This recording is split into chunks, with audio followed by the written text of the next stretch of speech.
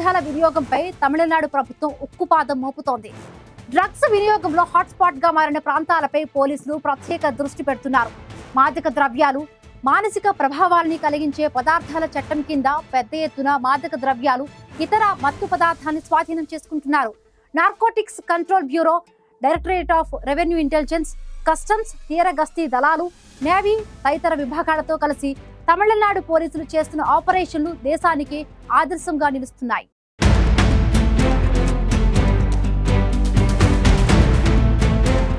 ప్రస్తుతం దేశవ్యాప్తంగా పలు రాష్ట్రాల్లో యువత మత్తు పదార్థాలకు బానిసలుగా మారుతున్నాయి. డ్రగ్స్ రవాణాను అడ్డుకునేందుకు ప్రభుత్వాలు ఎంత ప్రయత్నం చేస్తున్నా అక్రమ మార్గంలో డ్రగ్స్ చేరుకుంటూనే ఉన్నాయి.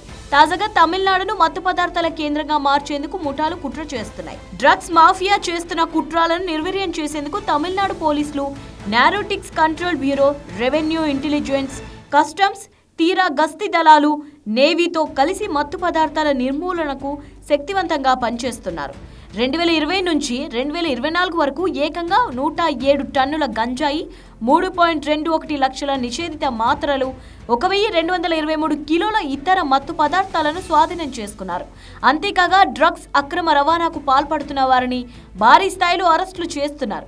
మత్తు పదార్థాల మూటాలు యువతను బానిసలుగా మార్చేందుకు గంజాయి చాకెట్లు, నిషేధిత మాత్రలను విక్రయిస్తున్నాయి.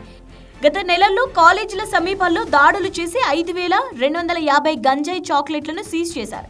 2023లో 39,910 టాబ్లెట్లను స్వాధీనం చేసుకున్న పోలీసులు 2025 నాటికి ఈ సంఖ్యను 1.42 లక్షలకు పెంచారు.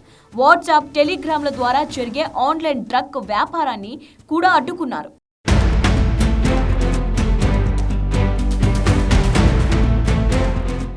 గంజాయి పెద్ద ఎత్తున రవాణా అవుతుండటంతో పోలీసులు ఇతర నిఘా విభాగాలతో కలిసి పనిచేస్తున్నారు. దీంతో పెద్ద ఎత్తున గంజాయి బస్తాలు దొరుకుతున్నాయి. దీంతో సీజ్ చేసిన మత్తు పదార్థాలను తమిళనాడు పోలీసులు కోర్టు అనుమతిలో ఇన్సినరేటర్ యంత్రాల్లో ధ్వంసం చేస్తున్నారు. గత 5 ఏళ్లలో 61 టన్నుల మత్తు పదార్థాలను బూడిదగా మార్చారు. ఈ వినూత్న విధానం దేశంలోనే ప్రత్యేకంగా నిలుస్తోంది. మరోవైపు మత్తు పదార్థాల వ్యాపారం ఒక భారీ ఆర్థిక నెట్వర్క్గా మారింది. దీన్ని అరికట్టేందుకు పోలీసులు 8,949 బ్యాంకు ఖాతాలను స్తంభింపచేసి 21 కోట్ల నిధులను గుర్తించారు. అలాగే 45 ఆస్తులను జప్తు చేశారు. ఇక తమిళనాడు పోలీసులు ప్రత్యేకంగా డ్రగ్ ఫ్రీ TN పేరుతో యాప్ను ప్రవేశపెట్టి రహస్య ఫిర్యాదుల ద్వారా ముఠాలను పట్టుకున్నారు. సోషల్ మీడియాలో వీడియోలు, షార్ట్ ఫిలింల ద్వారా అవగాహన కల్పిస్తున్నారు. NSS, NCC విద్యార్థులతో కళాశాలలో స్పెషల్ ప్రోగ్రాం నిర్వహిస్తున్నారు. అలాగే 25 జిల్లా ఆసుపత్రిలో అడిషన్ కేంద్రాలను ఏర్పాటు చేసి ఉచిత వైద్యం, కౌన్సిలింగ్, ఉపాధి శిక్షలను అందిస్తున్నారు. తమిళనాడుకు డ్రగ్స్ సరఫరా చేసే మూఠాలకు పొరుగున ఉన్న రాష్ట్రాల్లోని మూఠాలతో గట్టి సంబంధాలున్నట్లు పోలీసులు తేల్చారు. ప్రధానంగా తెలంగాణ, ఆంధ్రప్రదేశ్, మహారాష్ట్రలో వీరికి విస్తృత పరిధి ఉందని పోలీసులు గుర్తించారు. ఈ అంతర్రాష్ట్ర మూఠాలు యువతకు మత్తు కలిగించే పదార్థాలని క్యాండ్ ఇతర ప్యాకింగ్ ఇతరత్ర రహస్య పద్ధతుల్లో సరఫరా చేస్తున్నట్లు తేల్చారు.